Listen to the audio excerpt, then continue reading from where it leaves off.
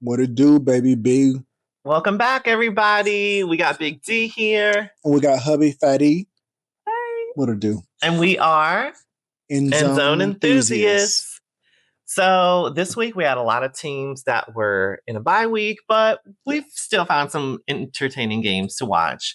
We're going to talk about LSU playing Texas A&M.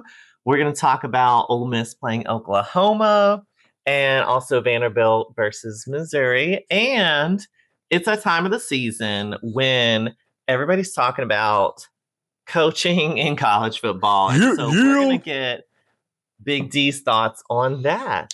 Welcome to Big D's Coaching Carousel, brought to you by Latte Market and the pastry I had earlier. So shout out to them. Yes. Okay? Let's get into it. Let's go.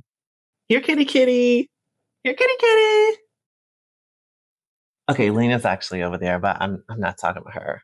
That kitty gone. I'm talking about the LSU Tigers. So LSU played Texas A&M. That's number 20 playing number 3. This is an all-SEC game. They played at LSU. It was kind of back and forth, you could sort of say that, because A&M led at the beginning. Then LSU took over in the second quarter. But, okay, Selena just ran by. But the Aggies dominated the second half. Yep. And in fact, the Aggies really ended up embarrassing LSU. That stadium cleared out. They beat the Tigers 49-25. Did I write that down right? I guess that's correct. You got that right. A moment of silence, please. Okay. Oh, yeah. Brian Kelly definitely going to get fired. Poor Brian Kelly. They tired of him. They are so tired of him. Because he got hired at the same time that Billy got hired at Florida, and it just neither one of them worked out, which is so sad for them. But that buyout, though, I think he's going to be owed like $50 million. So I'll take it. Go get your money, boy. Okay, go get that money, Kelly. But yeah, this game was pretty. I thought it was going to be kind of a back and forth match, which really it only lasted back and forth until we got to the second half, and then it was definitely one-sided because LSU was ahead. I think it was 18-14 going into halftime. But it was really the second half is what was the defining moment of this game, where Texas A&M scored 35 in the second half versus LSU only being able to score 7. And it came down to LSU really being suspect in offense, defense, special teams. Like there were so many areas that they were just bad on. They had a block punt for a safety. They had come on up. See, hey, kitty, kitty. That's my girl. But they couldn't handle the high power offense of Texas A&M, and Texas A&M just really it was a couple daggers, and it was like they were kind of like, oh, we're gonna make a couple paper cuts, and then it opened up the wound, and it just didn't stop. That LSU, that offensive line should be arrested because that's reevaluated. Yeah, that was bad. And Nussmeier, I felt bad. You can tell he was hurt. Get this Nuss. I think he had some kind of abdomen, and then he got hit later. I mean, it wasn't good for them. But we talk about winners. So Texas A&M, I'm scared for anybody that plays them. There were some mistakes that were made. Marcel Reed did have 2 interceptions, but when you have a defense like that and you can score more to offset it, that was really the game changer. But Texas A&M is going to be in a lot of the hunt. They'll definitely be in the hunt for the SEC championship as well as the playoffs. Oh, yes. And what was crazy is this is the first time that they were 8-0 since 1992. And 1992, I think I was 4 years old then. So it's been a minute, but shout out to them. Anybody who plays Texas A&M, I feel bad because Texas A&M just looks good on all fronts. Their offensive line looks good. Their defense looks good. They were able to wreak some havoc. It's going to be hard for anybody to stop them. But shout out to them. And that's that one. The previous play is under review. I'm talking about Vanderbilt, Missouri, number 10, playing number 15. This is the SEC game. Anchors down. The Commodores and the Tigers played at Vanderbilt. Now, how many points were scored in this game? This was a low-scoring game. Most of the points were scored in the fourth quarter. The first points were not scored until the second quarter when Missouri finally got a field goal. Yeah. the game was tied into the fourth quarter. And I said the thing about the referees because there were a lot of significant referee play reviews in this game of some amount of consequence. I thought Missouri got sloppy in the fourth quarter, or excuse me, in their final possession. And so the higher ranked Commodores were able to beat the Tigers 17-10. Yeah, I think this one really was a defensive battle, is what it came down to, is like two really great defenses going back and forth. And then you saw like the offenses having a hard time finding a lot of momentum. It really came down to Vanderbilt. I think it being a home game really is part of what gave them a little bit of that extra momentum. It was packed. Great home game. But it was a great win for them because this is their best start since 1941, like the start of World War one of them. Two. And then I saw today it came out their rankings. This is like the first time they've been ranked in the top 10 since like 1937.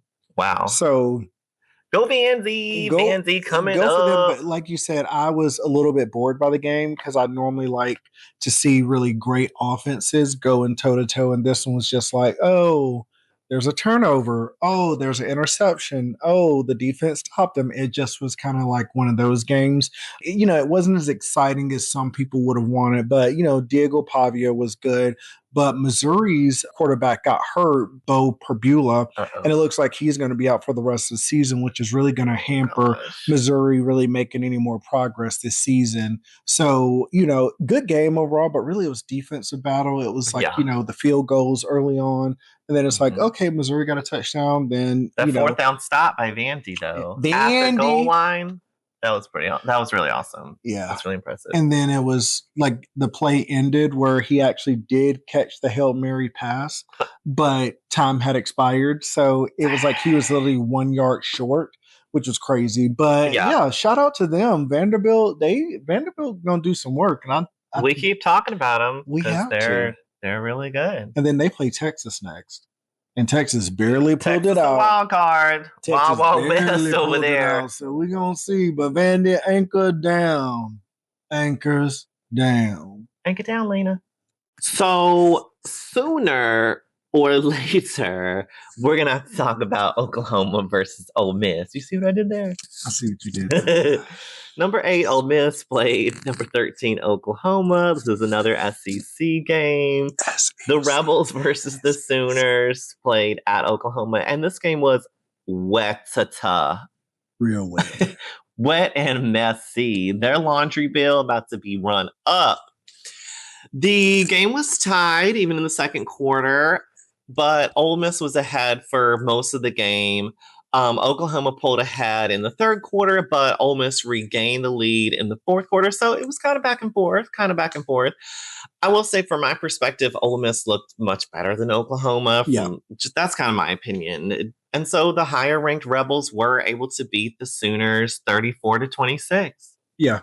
On the Ole Miss side, their quarterback, Chambliss, had a really great game. He threw for over 300 yards, which is actually the first time anybody has been able to throw over 300 yards on Oklahoma's defense. They were top total defense in the nation coming into this game.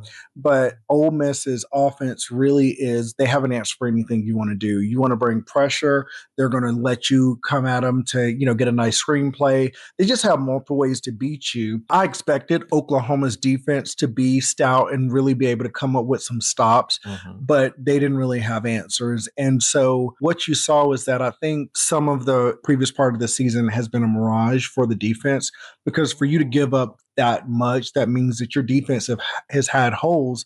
But you look at the teams they played, like Michigan and some of the other SEC teams, it's like they're not up against like high power offenses like that to really show the holes. And then Mateer he didn't look good this game. Like there were multiple moments of him, you know, overthrowing open receivers. Like I'm not sure what's going on with him. He may be hurt. And I think to your point about it getting kind of messy later on is really they're in panic mode. They're not used to, you know, coming from behind. And the crazy part is that this is the most yards that their defense has given up since last year when Ole Miss beat Oklahoma. Oh. So this is like Oklahoma knows like they should every time they see Ole Miss they should run for the hills.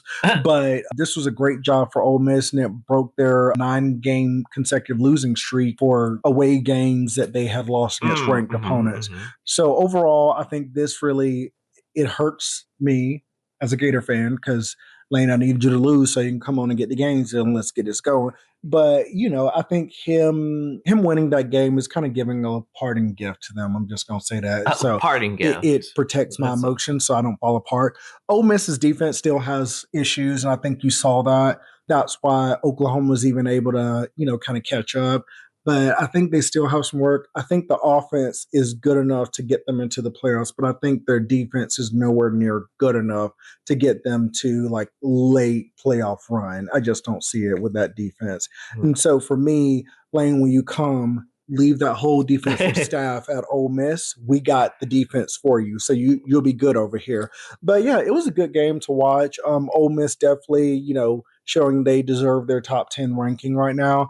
And it'll be interesting to see how they move up. But yeah, they're still in the driver's seat of their destiny. They can still win out. Their loss to Georgia, Georgia's Georgia. So I think they'll be in a good position moving forward. And I don't think they really have many big games left. They'll play Florida. They'll play Mississippi State. They play Citadel. And I can't remember the last one, but they'll definitely win. So we'll see what happens. But Ole Miss, y'all rebelled and won that. So shout out to y'all. So that's that one. Okay, so now the moment I've been waiting for because it's too much for me to follow on my own. Big D, what you got in terms of coaching? I know there's a lot of changes, there's a lot of excitement, there's a lot of anticipation. Lena's been wondering who's going to be her next coach. Yep, she got it. She one of the biggest donors for a lot of programs, so shout out to her. So, Big D's coaching carousel. Let's go.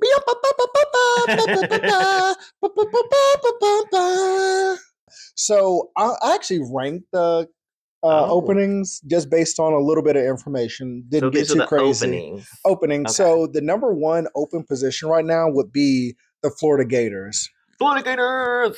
And it's because they're consistently ranked at or near the top due to being in the SEC in the heart of Florida where recruiting, Florida recruiting is legendary. They've had a history of championships. They have a lot of resources. And the program, they have a very high ceiling that not a lot of teams can have. So that's my number one.